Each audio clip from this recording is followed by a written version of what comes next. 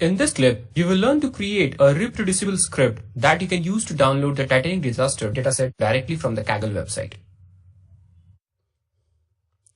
So here we are in the same Jupyter notebook from the previous clip. So before we create the script, let's decide where we want to put that. And we will be storing all of our scripts in the src folder. And because this script will be used to get raw data, we have created a data subfolder inside the src folder. So first we are creating a path to the script file, again using the os.path.join trick. And then we are writing to this file using the Jupyter Notebook write file magic function. So now let's see the contents of this script. Well, we have already seen all parts of this script. So I will quickly go through it. So first we are importing our libraries. So as you can see here, we are importing one more library that we have not seen before. That is the logging library. This will be used to log intermediate messages so that users can know about the intermediate steps that have been completed. Logging is also a very good practice and you should definitely use it in your work. And the logging library is very useful and you can use it to log the intermediate messages. And moreover, it is very easy to set up and we'll see how you can do it in a short while. So coming back to the script, after the import lines, we have our payload dictionary. Then we have the extract data method that will download the file from the Kaggle website. And it will write to the file.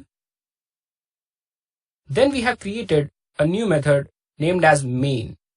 Here, inside this method, first we are getting our logger instance using the getLogger function. So once you have the instance, you can use the logger to log any informative message using the info command. Next, we have put our URLs for the training and the test file. And then we are creating the file paths and finally using the extract data method to download the files. The important part in this function is the project_dir argument. That corresponds to the main project directory. We are getting the main project directory again with the help of os.path.join trick. So here inside this main block, we are getting the path of the script file first. So here you can see we are using the os.path.join to get the project directory. And we are passing three parameters here. First, we are getting the path of the script file itself.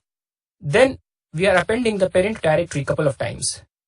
This will help to move 2 levels up. We are doing this because we know that the script file is 2 levels down from the root folder of Titanic. So once the project root directory is set, we can use all paths related to the project root directory. We are passing the project root directory path to the main function. We are also doing a couple of things in between. First, we are setting up the logger along with the log format. And second, we are using the .env trick to load the credentials stored in the .env file. We have already seen how this works. So coming back to the log, here you can see we have first set the log format. So we have included the time, the name of the function, the level as well as the message. And then we are using the log format to set up the logging. So now we have seen the different parts of this script. Let's execute this cell to create the actual script. But before we do that, let's execute the previous cell. So now the path is set. So now we have created the script inside the src folder.